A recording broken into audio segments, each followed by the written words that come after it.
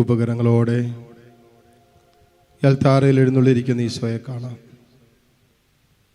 നിനക്ക് കണ്ണ് തന്നവൻ നിന്നെ കണ്ടുകൊണ്ടിരിക്കുന്ന സമയം, നിനക്ക് കാത് തന്നവൻ നിന്നെ കേട്ടുകൊണ്ടിരിക്കുന്ന സമയം,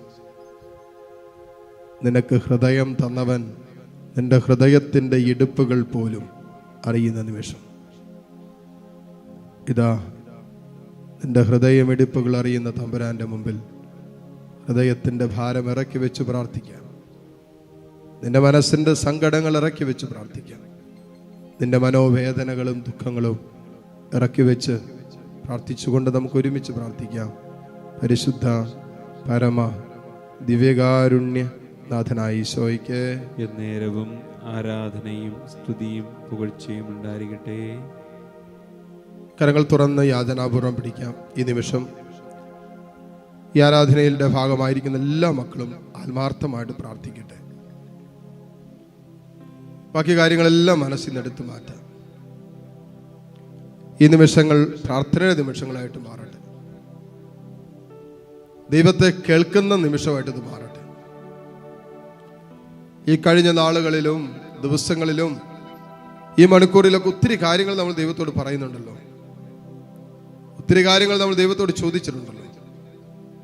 ഒത്തിരി കാര്യങ്ങൾക്ക് ഒരു ഉത്തരം കിട്ടാൻ, ഒരു ദൈവാലോചന കിട്ടാൻ ദൈവത്തിന്റെ മുമ്പിൽ ഇരുന്നിട്ടുണ്ടല്ലോ. പല കണ്ണുനീരിന്റെ വിഷയങ്ങളും തമ്പുരാന്റെ മുമ്പിൽ നമ്മൾ ഇറക്കി വെച്ചില്ലേ. ഇനി ഈ ദിവസം, ഈ നിമിഷങ്ങൾ നീ വേറൊന്നും സമർപ്പിക്കണ്ട. തമ്പുരാൻ നിന്നോട് പറയുന്നത് എന്തെന്ന് ഒന്ന് കാത് തുറന്നൊന്ന് കേട്ടെ, ഹൃദയം തുറന്നൊന്ന് കേട്ടെ. ദൈവത്തിന് എന്തൊക്കെയോ പറയാനുണ്ടല്ലോ.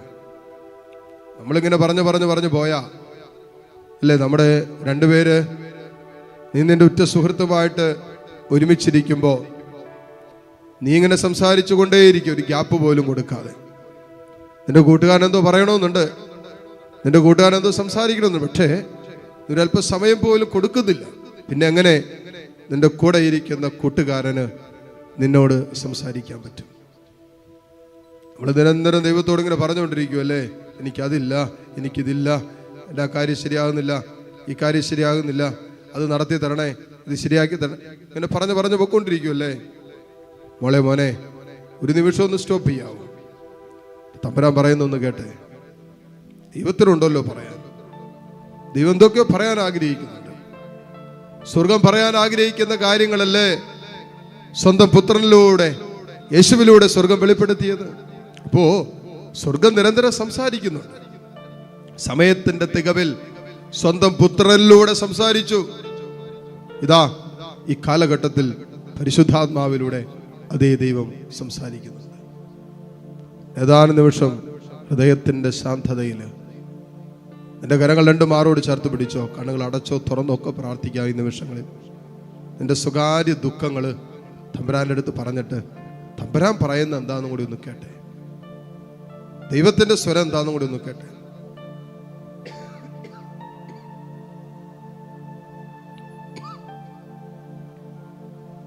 ദൈവം പറയാൻ ആഗ്രഹിക്കുന്ന കൂടി ഒന്ന് ശ്രവിച്ചേ. ഹൃദയം കൊണ്ട് താഴ്ന്ന സ്വരത്തിൽ സ്തുതിച്ചുകൊണ്ടിരിക്കുക. ആ സ്തുതിയുടെ നിമിഷങ്ങളിൽ ദൈവത്തിൻ്റെ സ്വരം മാത്രം കേൾക്കുക. ലോകത്തിൻ്റെ സ്വരം കേൾക്കണ്ട, മറ്റാരെയും മറ്റൊന്നും ശ്രദ്ധിക്കണ്ട. ദൈവം നിന്നോട് സംസാരിക്കുന്ന നിമിഷമായിട്ട് ഈ നിമിഷങ്ങൾ മാറട്ടെ. Hallelujah, hallelujah, hallelujah.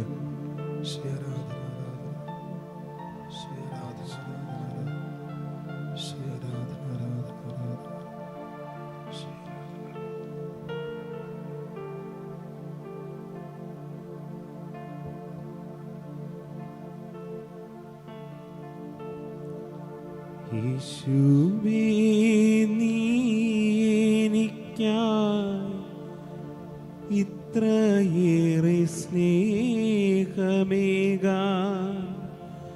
അടിയനിൽ യോഗ്യതയായി എന്തു കണ്ടു നീ? സ്നേഹമേ നിൻ ഹൃദയം ക്ഷമയുടെ സാഗരമോ നന്മകൾക്കു നന്ദിയേകാൻ എന്തു ചെയ്യും ഞാൻ? യേശുവേ, നീ എനിക്കായി ഇത്രയേറെ സ്നേഹമേകാൻ അടിയനിൽ യോഗ്യതയായി എന്തു കണ്ടു നീ?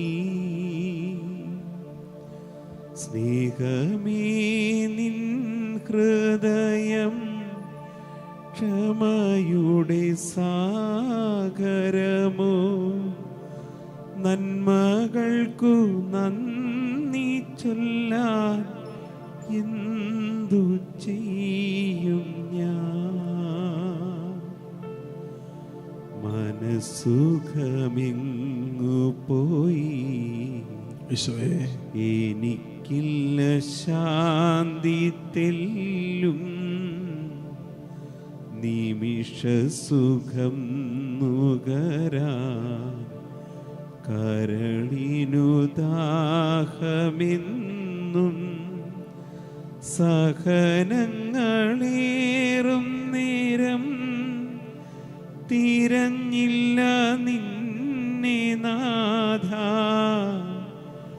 പകയുടെ തീക്കനലായി മുറിവുകളേറി എന്നിൽ ഈശോ പറയൂ നീ ഞാൻ യോഗ്യനോ? യേശുവേ, നീ എനിക്കായി ഇത്രയേറെ സ്നേഹമേകാൻ അടിയനിൽ യോഗ്യതയായി എന്തു കണ്ടു നീ? സ്നേഹമേ, നിൻ ഹൃദയം ക്ഷമയുടെ സാഗരമോ, നന്മകൾക്കു നന്ദിയേകാൻ എന്തു ചെയ്യും ഞാൻ? കരങ്ങൾ രണ്ടും തുറന്ന് യാചനാപൂർവം പിടിച്ച് ദൈവത്തിൻ്റെ സ്നേഹം നമ്മളെ വലയം ചെയ്യുന്ന സമയമാണ്. ദൈവത്തിൻ്റെ സ്വരം കേൾക്കുന്ന ജീവിതങ്ങളെയാണ് ദൈവത്തിൻ്റെ സ്നേഹം വലയം ചെയ്യുന്നത്. നിങ്ങൾ എന്നെ സ്നേഹിക്കുന്നുവെങ്കിൽ എൻ്റെ കൽപ്പനകൾ നിങ്ങൾ പാലിക്കുന്ന വചനം പറയും. അതായത് കർത്താവിൻ്റെ സ്വരം കേൾക്കുന്നു. കർത്താവിൻ്റെ സ്വരം കേട്ട് ജീവിക്കുന്ന ജീവിതങ്ങളെയാണ് ദൈവത്തിൻ്റെ സ്നേഹം വലയം ചെയ്യുന്നത്. ഈ നിമിഷങ്ങളിലൊക്കെ നമ്മൾ ദൈവത്തെ ശ്രവിക്കുകയായിരുന്നു. ദൈവത്തിന് നമ്മോട് പറയാനുള്ളത് നമ്മൾ കേൾക്കുകയായിരുന്നു. ദൈവം ചില കാര്യങ്ങളൊക്കെ നമ്മുടെ ജീവിതത്തിൽ വൈകിക്കുമെന്നല്ലേ പറഞ്ഞത്? ഉപരിനന്മയ്ക്കാണ്. ലാസറിന്റെ മരണത്തിന് ശേഷം കർത്താവ് കല്ലറയുടെ അടുത്ത് വന്നത് യേശു മരണത്തിൻ്റെ മേലും അധികാരമുണ്ടെന്ന് വെളിപ്പെടുത്താൻ, ഉപരിനന്മയ്ക്ക് വേണ്ടിയിട്ട്. ചിലതിനോടൊക്കെ കർത്താവ് നോ പറയും. നമുക്ക് നമ്മുടെ ഭാവിയിൽ നന്മയായിട്ടുള്ളതല്ല എന്ന് നമ്മുടെ ഭാവി അറിയുന്ന ദൈവം കണ്ടതുകൊണ്ടാണ്. ചിലതൊക്കെ കർത്താവ് അപ്പോൾ തന്നെ ഉത്തരം തരും. യെസ്, നമുക്ക് നന്മയായിട്ടുള്ളത് ദൈവം തരും. ദൈവത്തിൻ്റെ സമയത്തെല്ലാം ദൈവം നമ്മുടെ ജീവിതത്തിൽ ക്രമീകരിക്കും. കർത്താവേ, ഈ മക്കളുടെ ജീവിതത്തെ നീ ഏറ്റെടുക്കണമേ. ഇവിടെ സ്വകാര്യ ദുഃഖങ്ങളെ നീ ഏറ്റെടുക്കണമേ. ഇവിടെ കണ്ണുനീർ കണങ്ങൾ നീ കുപ്പയിൽ ശേഖരിക്കണമേ. കരങ്ങൾ തുറന്ന കരങ്ങൾ ഈശോയിലേക്ക് നീട്ടിപ്പിടിച്ച് എല്ലാ മക്കളും താഴ്ന്ന സ്വരത്തിൽ ഈശോ സ്തുതിക്കട്ടെ. Hallelujah, hallelujah. ഈശോയെ ആരാധന, ആരാധന, ആരാധന, ആരാധന, ആരാധന. ഈശോയെ ആരാധന, ഈശോയെ ആരാധന, ആരാധന, ആരാധന. Hallelujah, hallelujah. ഈശോയെ ആരാധന, ആരാധന, ആരാധന. ഈശോയെ തന്നെ ഞങ്ങൾ ആരാധിക്കുന്നു, ആരാധിക്കുന്നു, ആരാധിക്കുന്നു. മുട്ടുകുത്താൻ സാധിക്കുന്ന എല്ലാ മക്കളും മുട്ടുകുത്തുന്നു. കരങ്ങൾ ഈശോയിലേക്ക് നീട്ടിപ്പിടിച്ച് നിങ്ങളുടെ എല്ലാ വ്യക്തിപരമായ നിയോഗങ്ങളെയും കർത്താവിൻ്റെ സന്നിധിയിലേക്ക് സമർപ്പിച്ചുകൊണ്ട് കർത്താവിൻ്റെ അനുഗ്രഹം യാചിച്ചുകൊണ്ട് കരങ്ങൾ ഉയർത്തി സ്തുതിച്ച് ഈശോയുടെ ആശീർവാദം സ്വീകരിക്കട്ടെ. Hallelujah, hallelujah. ഈശോയെ ആരാധന, ആരാധന. Hallelujah, hallelujah. ഈശോയെ ആരാധന, ആരാധന. ഹല്ലേലൂയ.